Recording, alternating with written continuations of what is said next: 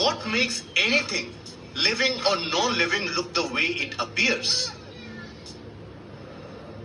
It's morphology. Why a human looks like a human and a tree looks like a tree is all due to their respective morphology. Similarly, the earth also has a morphology of its own. It's not a mere plain smooth surface that we have. It has lofty mountains, deep gorges, plain lowlands, humongous plateaus, and so on. Thus, the study of formation and alteration of physiographic features on the surface of Earth is known as geomorphic processes. Geo means earth. Morphic is related to the shape or form.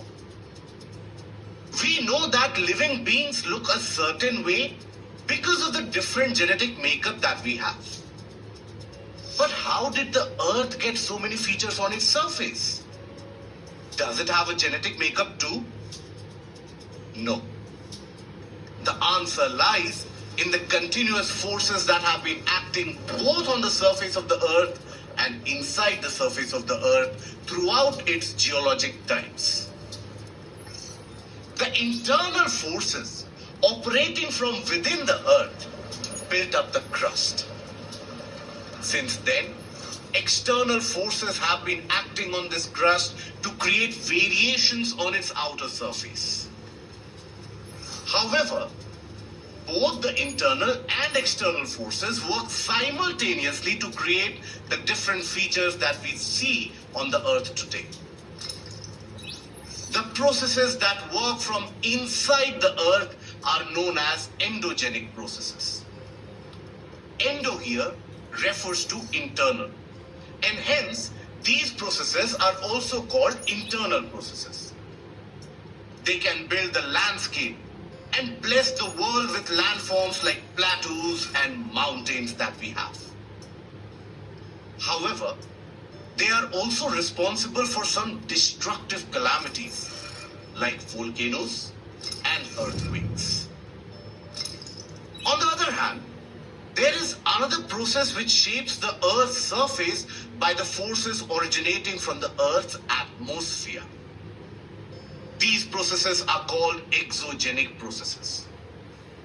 Exo means outside or external, and hence these processes are also called external processes.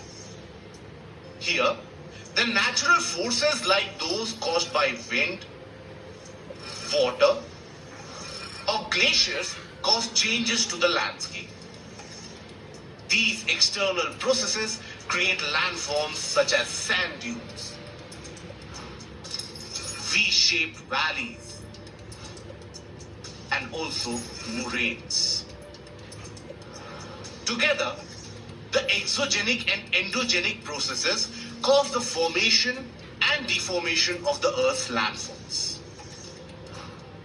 Do you realize why it is so important to study geomorphic processes? Well, we human beings depend on the Earth's surface for our sustenance and have been using it extensively and intensively.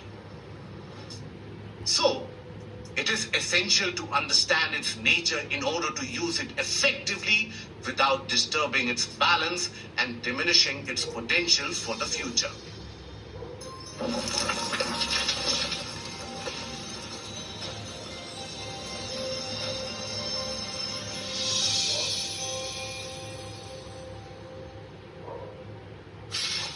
Now we know what endogenic and exogenic processes are. So let's see how they work. We'll start with endogenic processes first. In order to understand the endogenic processes, let us have a quick glimpse of plate tectonics. According to the concept of plate tectonics, the Earth is made up of several lithospheric plates. Throughout their geological time period, these plates have undergone relative movements.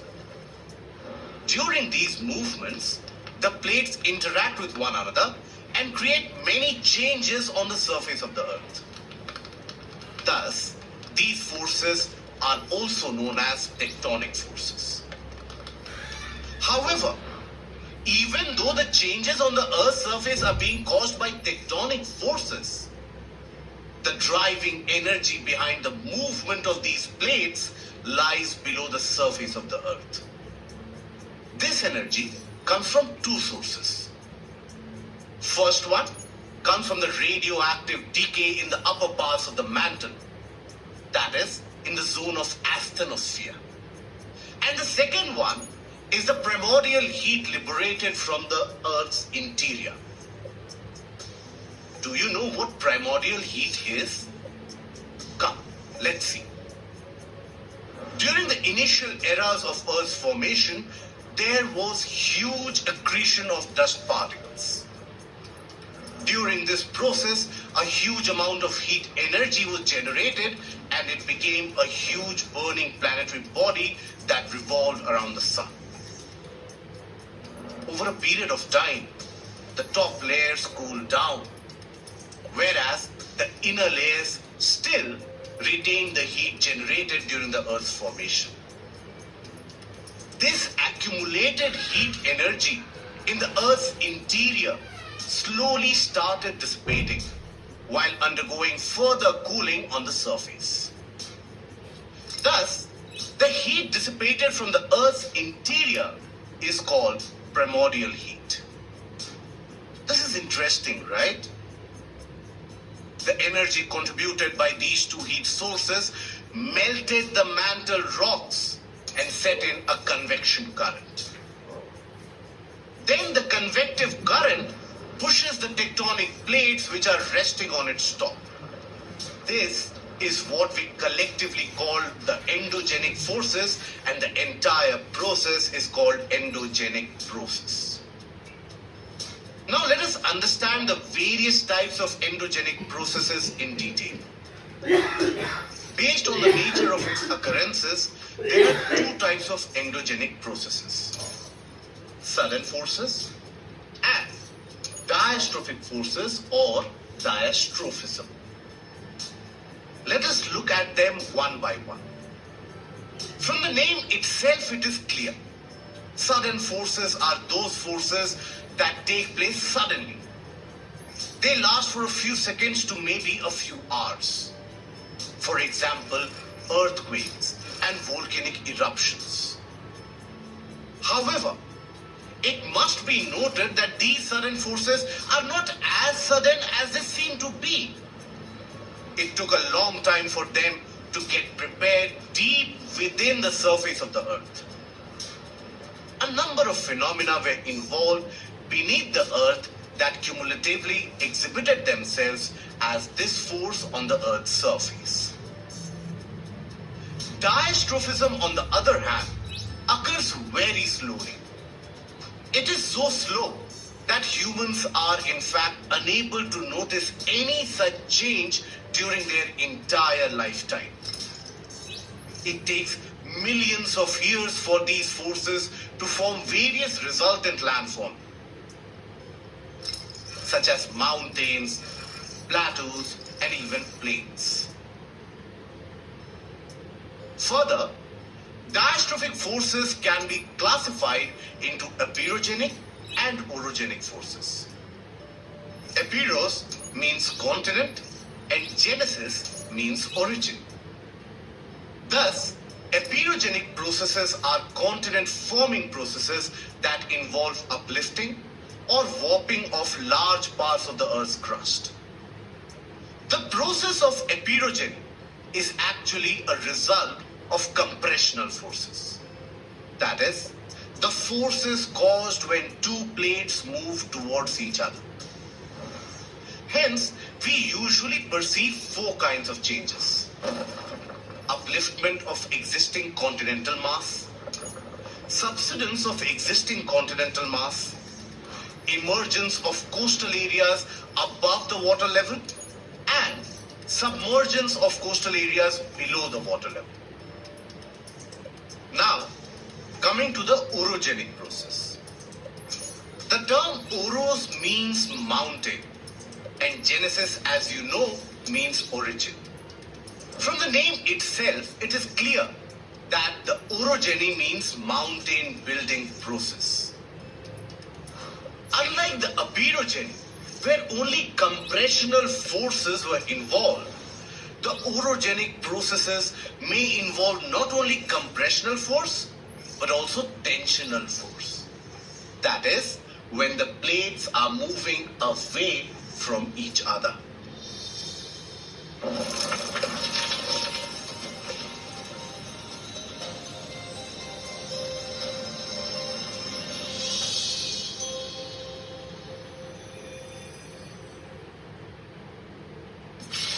When tectonic plates interact with each other, different kinds of landforms get created at the plate boundaries.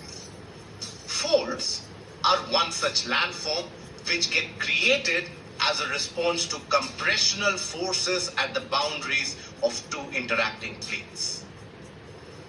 Let's try to understand the formation of faults with a simple experiment. Take some hand towels and place them on a flat surface and place two boxes on either sides. Now, push the two boxes towards the center. You will see wrinkles develop and the towels fold on top of each other. Something similar happens at the convergent boundaries. That is, when two tectonic plates collide with each other. More specifically, the formation of faults are prominent in such cases when either one or both of the plates are colliding and are continental plates. In such cases, at the boundaries, rocks and debris get warped up and fold into mountains. The mountains created in this process are called fold mountains. The Alps in Europe and our very own Himalayas are some of the brilliant examples of such fold mountains. Now let us try and understand the technical aspects of the folds in significant detail. Folds consist of two segments. One is upfolded arch-like rock strata and the other is downfolded trough-like structure. The upfolded arch-like rock strata is called anticline. And the downfolded trough-like structure is called a syncline. Apart from these, two sides of the folds are called limbs. Next one is the plane which bisects the angle between the two limbs of a syncline or an anticline. This plane is called axis of the fold. Now let's discuss the nature of these folds. There are several factors that determine the nature of folds. These include the nature of rocks, the nature and intensity of compressive forces, duration of operation of compressive forces, and so on. Do you know how the nature of folding affects the type of folds created? Well, let's see. When the rock is softer and more elastic, then the intensity of the folding is also high, while rigid and less elastic rocks are only moderately folded. Now we'll discuss the types of folds based on the inclination of the limbs. In most of the cases of different folds, an inclination of both of the limbs are actually different. Thus, based on the inclination of the limbs, folds are divided into 5 types. First one is the symmetrical folds. These are simple folds with their limbs inclined uniformly. These are formed when compressive forces work regularly with moderate भाई अगर पूरी video चाहिए तो please channel को subscribe कर लीजिए और अपने फ्रेंड्स को भी शेयर करिए। मेरे पास पूरा कोर्स है, सारी वीडियोस डालूँगा। अगर आप लोग 10 सब्सक्राइब करा देते हो तो मैं नेक्स्ट वीडियो डालूँगा। Thank you. नेक्स्ट का मतलब ये पूरी करूँगा, फिर रेगुलर शुरू से डालना शुरू कर दूँगा। Thank you for watching.